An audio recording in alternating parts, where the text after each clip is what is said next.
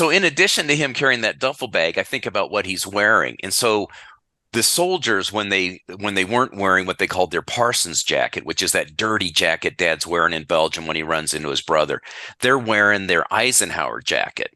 So this Wow. is the Eisenhower jacket. And it's that real short-waisted coat, and it's just a beautiful piece of memorabilia that he's got here.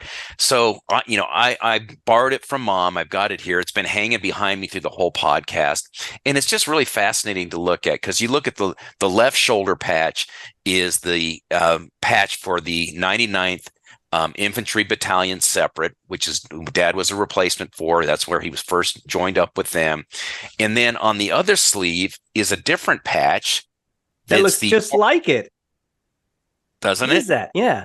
It's the 474th Infantry Regiment patch that they were folded Oh. into when they went to Barnville. So not only did they fold in the soldiers, but they folded in their whole logo and look Yeah, they into their did. patch. Yeah. They did. And I wonder about the black striping above the ship. And I wonder if that maybe reflects back on one of the other units that they were folded into. So I'll have to do some research on that. But Sure. those are his two shoulder patches. And then, you see on this lapel is it's the infantry symbolism for the Army infantry.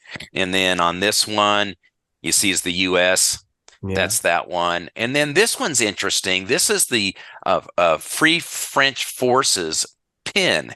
And he really probably shouldn't have this on his jacket. If he was in active service, he probably wouldn't be allowed to wear it. But for some reason, and maybe he didn't have it on them, but he put it on this jacket at some point in time.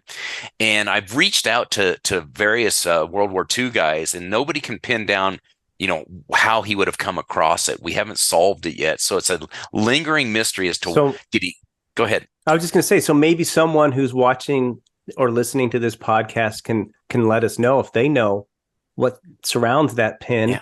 and Yeah. then why would Dad and anybody in the 99th have it? That would be really interesting for us to find. So this quest continues.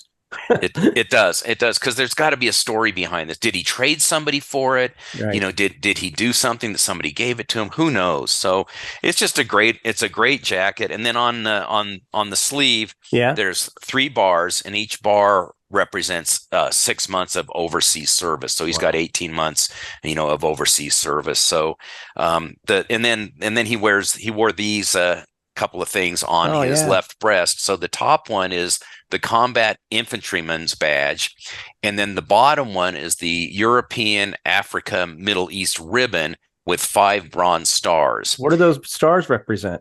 So the stars represent each of the 5 campaigns that the 99th fought in. So they list out each of the campaigns that he was active in, and the campaigns are missing from my notes. That's okay. I Yeah, think we got them though. I think we can yeah, talk about them because they were, I know yeah, one was France, right? right. So there's Normandy, Yeah.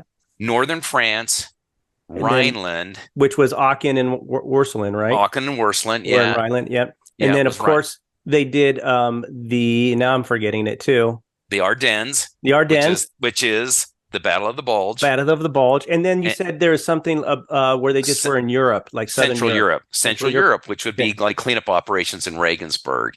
Got it. So that's why there's 5 stars on the ribbon.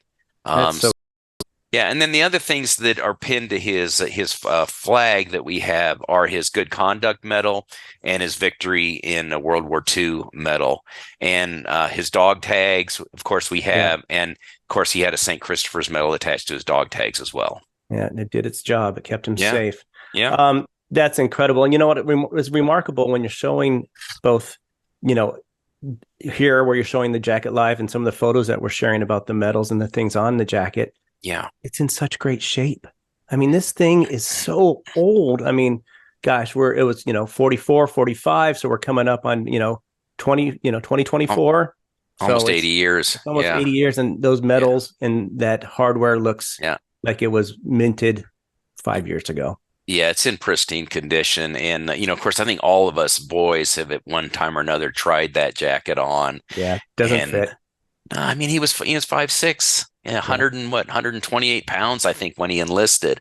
I mean, he looks a little beefier when he got out, because I think he'd earned it. He put some muscle on and Yeah. really became a man. So, Yeah. And I yeah, think Dad even tried it on later in life, I Yeah. remember him doing so, and Yeah. it seemed to fit him okay. Maybe a Yeah. little snug around the belly, but it fit him all right. Yeah. Yeah. It did. It did. It's, you could tell it was his jacket. And I think he was very proud of that jacket, as he should be. All right. So outside of the